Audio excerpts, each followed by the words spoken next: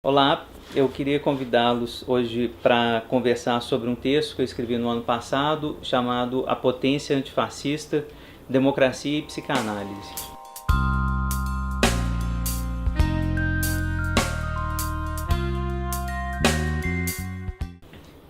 A ideia desse texto é fazer avançar um pouco um dos pontos do meu projeto de pesquisa que envolve pensar nas consequências políticas da teoria da sedução generalizada do Jean Laplanche. A ideia central do texto, que eu queria desenvolver em algumas partes, é que, tal como pensada, a constituição subjetiva, a partir da TSG, ela acaba fazendo um tipo de consequência, fazendo pensar num tipo de consequência que eu estou chamando de potência antifascista.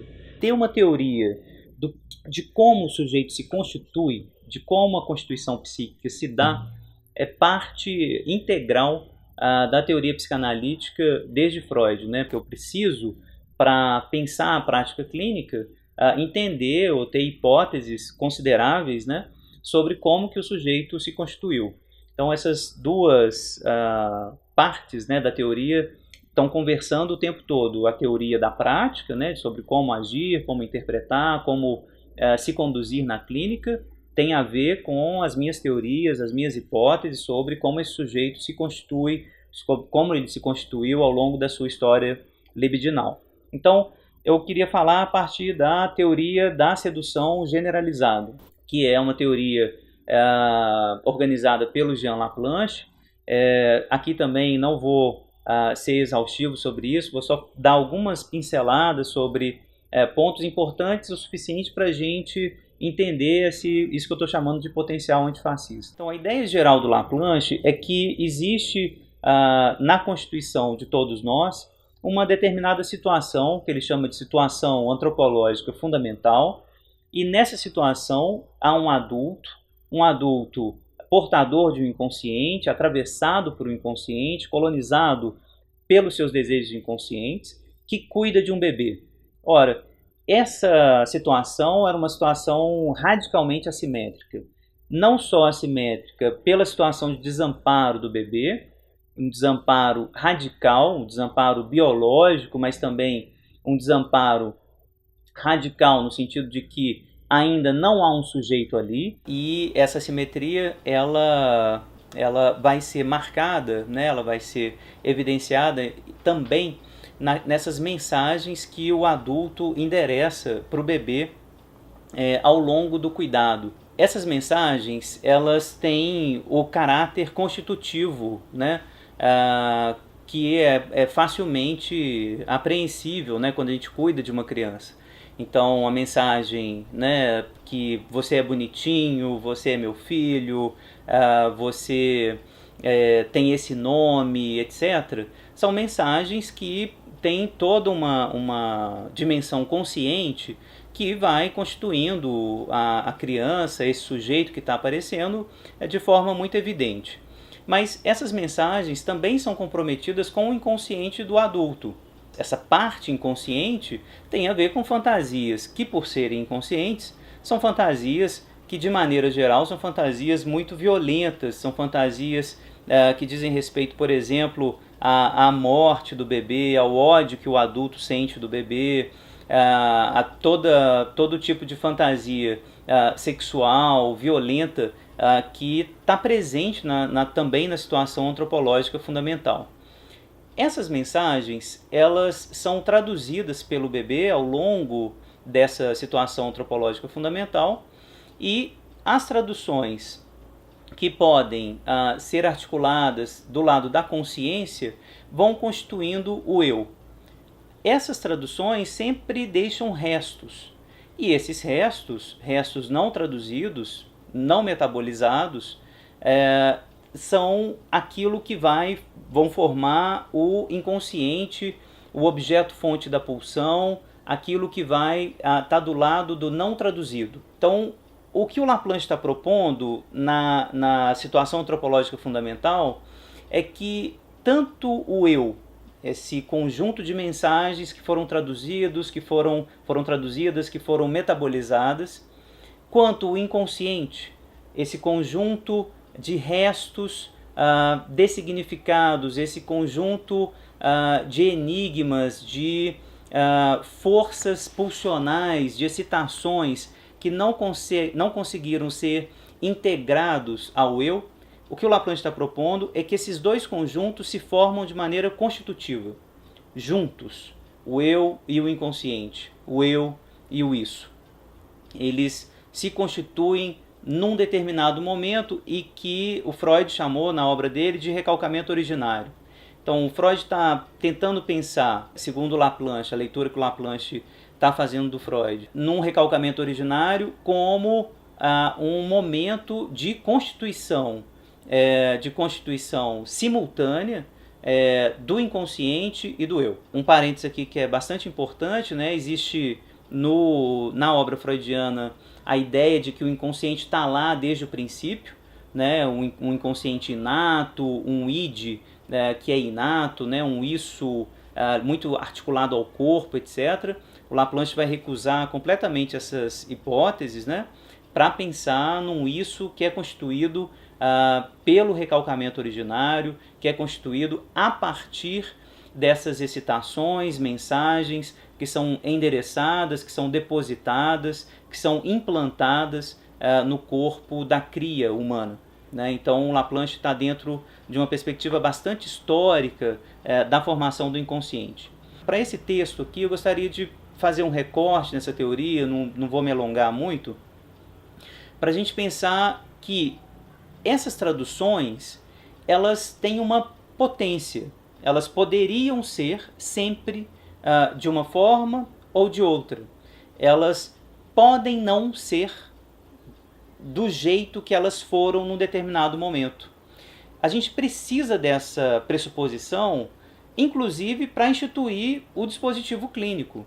A ideia de que um bebê se constituiu de um determinado modo não pode querer dizer que esse bebê, essa criança e futuro adulto vai ser daquele jeito que ele se constituiu para sempre e que ele não vai poder mudar nada do jeito que ele é. Essa pressuposição de que eles possam se modificar, de que as pessoas podem se modificar a partir desse tipo de exercício, desse cuidado de si, dessa escuta de si mesmo, na presença de um outro, essa pressuposição ela é absolutamente necessária para que o dispositivo clínico se instale. A ideia de potência, né, pensando já no que eu estava trazendo a partir do Agamben, tem que estar presente na ideia da constituição psíquica.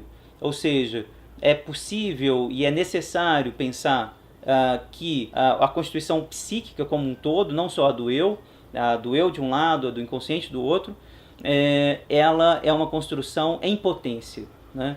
A gente tem que falar, claro, daquilo que está sendo formado, daquilo que vai ser atuado enquanto sujeito, mas a gente também tem que lembrar sempre que esse sujeito poderia não ser como ele se constituiu num determinado momento, já que ele se constitui a partir de um processo tradutivo, que é um processo não apenas interno, que não diz respeito apenas ao sujeito, mas que diz respeito também às interações que ele teve com o adulto ao longo da situação antropológica fundamental. A ideia geral da TSG no que tange à constituição psíquica necessariamente tem que nos levar a pensar na ideia de uma contingência radical da constituição psíquica. Poderia ser de outro modo, pode ser de outro modo.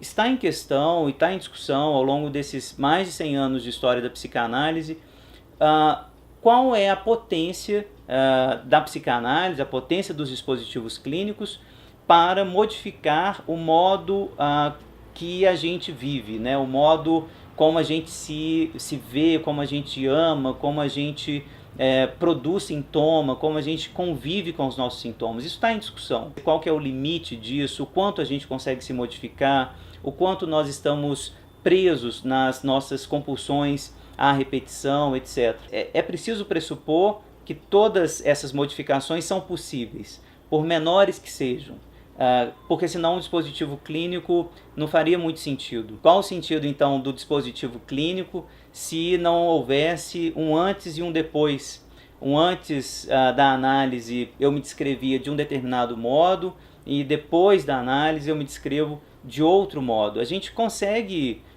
perceber isso nos relatos clínicos que a gente tem acesso na literatura clínica da psicanálise, né? A gente muda, a gente se modifica ao longo de um bom processo analítico.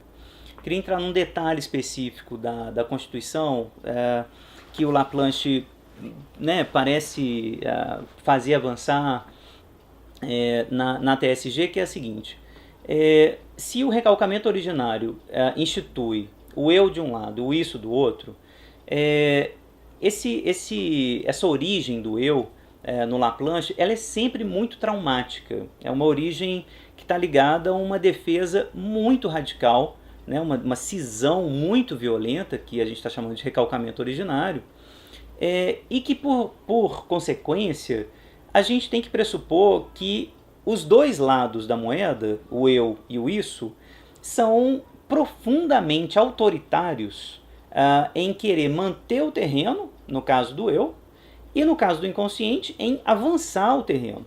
Então, essa ideia que está presente no Freud, de forma muito clara, de que a constituição psíquica, ou de que o próprio sujeito é um campo bélico, é um campo de guerra, de conflito permanente, está extremamente presente na TSG.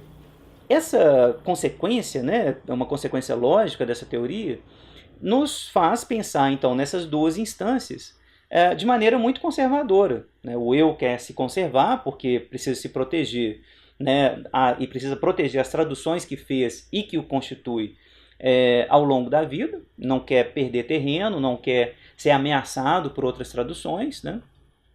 E o inconsciente, por sua vez, a pulsão sexual de morte propriamente dita, que é o núcleo do inconsciente, que na verdade constitui o inconsciente, quer avançar sobre o eu, quer desconstruir o eu, quer fazer com que os enigmas não traduzidos, não metabolizados, entrem no percurso, nas redes narcísicas, né, nas redes egóicas, que, por sua vez, sempre rechaçam, sempre coíbem. As duas instâncias, portanto, são muito conservadoras.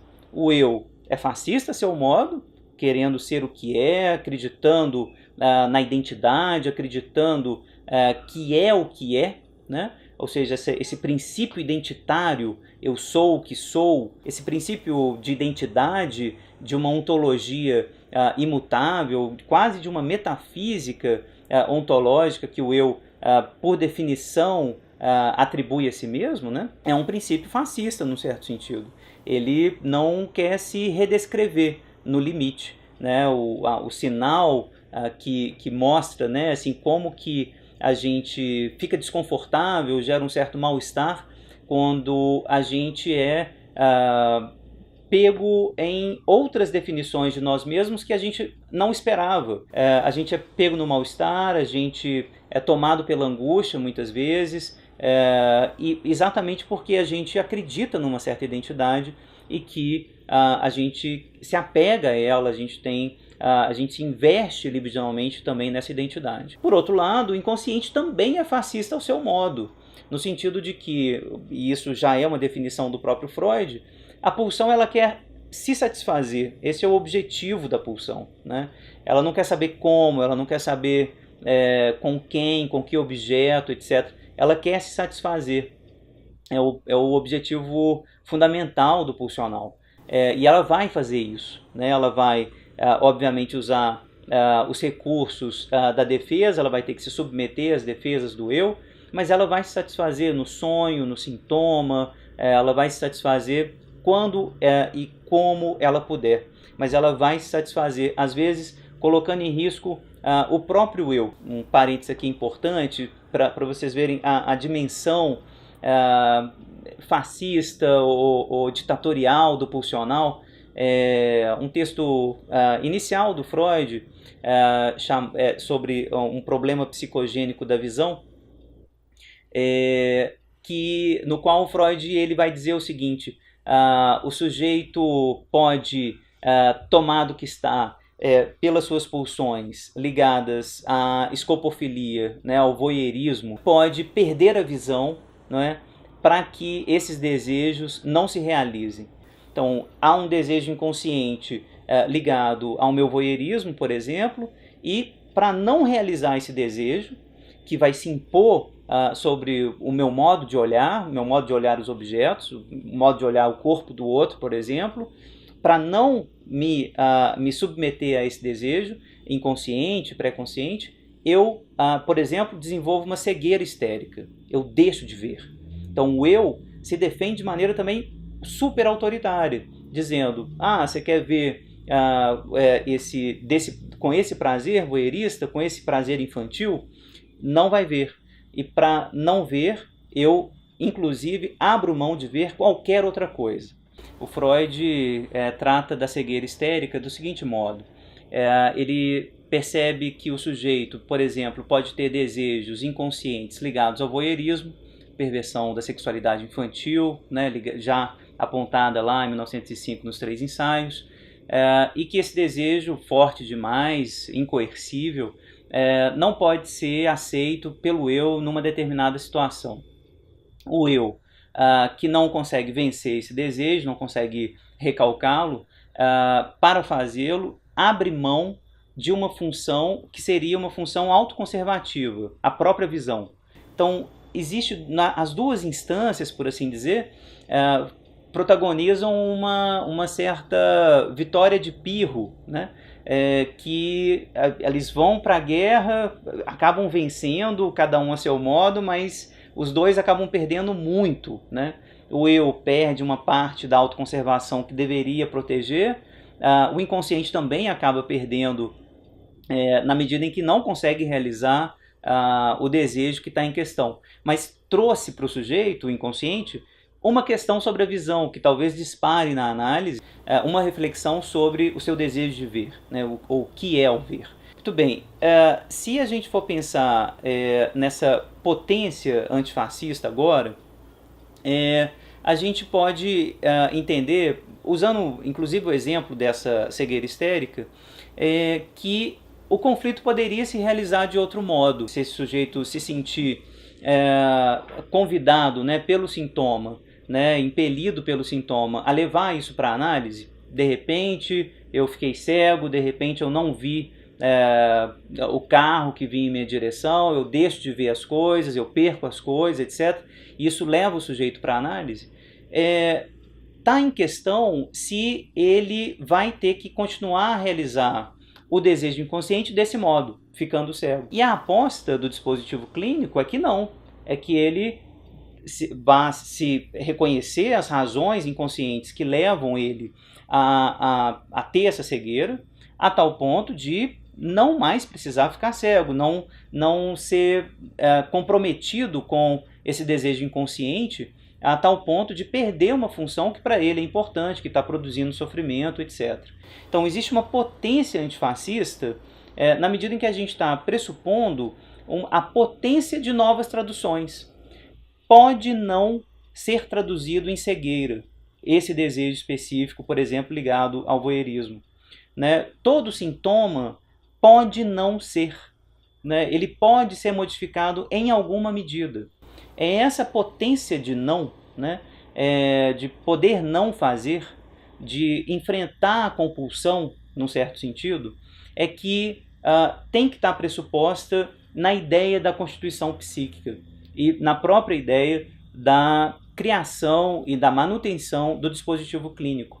Poder não ser como sou, tal como fui constituído originariamente, né? Originariamente, eu só pude me constituir de um determinado modo porque tinha poucos recursos ou recursos específicos para me constituir.